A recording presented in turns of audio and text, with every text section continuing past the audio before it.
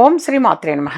ఇప్పుడు తెలియజేసే అంశము 5 శుక్రవారాల పాటు ఈ విధంగా ఆచరించారు అనంటే లక్ష్మీ కటాక్షం కలిగి ఇల్లు సుఖ సంతోషాలతో ఉంటుంది. అయితే దీనికల్లా చేయాల్సింది 5 శుక్రవారాలు కూడా ప్రతి శుక్రవారం కూడా ఉదయం పూట ఏదైనా ఒక పాత్రలో కొంచెం నీరు, అలాగే పాలు, పంచదార, నెయ్యి 4టిని కూడా ఒక పాత్రలో వేసి ఉంచండి. వేసి ఈ 4 కూడా రావి చెట్టు కిందికి తీసుకొని వెళ్ళి అక్కడ మన మనసులో సంకల్పము అనేది అనుకోండి.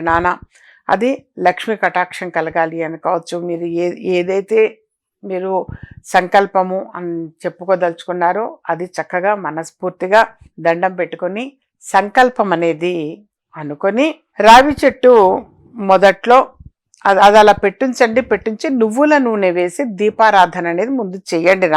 నువ్వుల నూనె వేసి దీపారాధన చేసి ఆ తర్వాత మీరు ఆ పాత్రలో తీసుకువెళ్ళినటువంటిది ఈ 4 కలిపినటువంటిది ఆ ద్రవ్యాన్ని రావి చెట్టు కింద మొదట్లో చక్కగా మొత్తం కూడా చెట్టు మొదట్లో చుట్టూ కూడా పోయండి. ఆ పోసిన తర్వాత 11 ప్రదక్షిణాలు చేయండి. 11 సార్లు ప్రదక్షిణాలు చేయండి. ఈ విధంగా మీరు 5 శుక్రవారాల పాటు చేయండి. 11 సార్లు ప్రదక్షిణాలు చేసి కాసేపు కూర్చోండి ప్రశాంతంగా. కొద్దిసేపు కూర్చుని మనసులో ఏమనుకున్నారో అది స్ట్రాంగ్ గా అనుకుని చక్కగా సంకల్పము అని అంటారు. ఆ సంకల్పాన్ని చెప్పుకొని మీరు తిరిగి వచ్చేసేయండి ఇంటికి. ఇది పెద్ద ఖర్చుతో కూడుకుంది ఏమీ కూడా కాదు.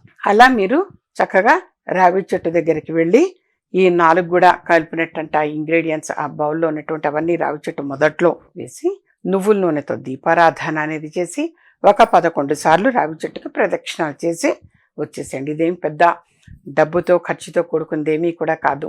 ఈ విధంగా ఆచరించారు అనంటే మాత్రం తప్పనిసరిగా లక్ష్మీ కటాక్షము అనేది తప్పనిసరిగా కలుగుతుంది. ప్రతి ఒక్కరి మార్గం కూడా విజయ మార్గంగా ఉంటుంది. ఎవరికైనా సరే ఎప్పుడైనా ఎలాంటి సమస్య అనేటువంటిది ఉన్నా భయపడాల్సిన అవసరం లేదు. వ్యక్తిగతంగా అపాయింట్మెంట్ తీసుకుని కలవండి. ప్రతి సమస్యకి పరిష్కారం అనేది ఉంటుంది. పరిష్కారం లేని సమస్య అనేది ఉండదు. ఏమైనా రెమెడీస్ మీతోటే నేను చేయించటము అనేటువంటిది కూడా జరుగుతుంది. చాలా సింపుల్గా నేను తెలియజేస్తాను. అద్భుతమైన ఫలితాలు అనేటువంటివి మీరు చూడగలుగుతారు.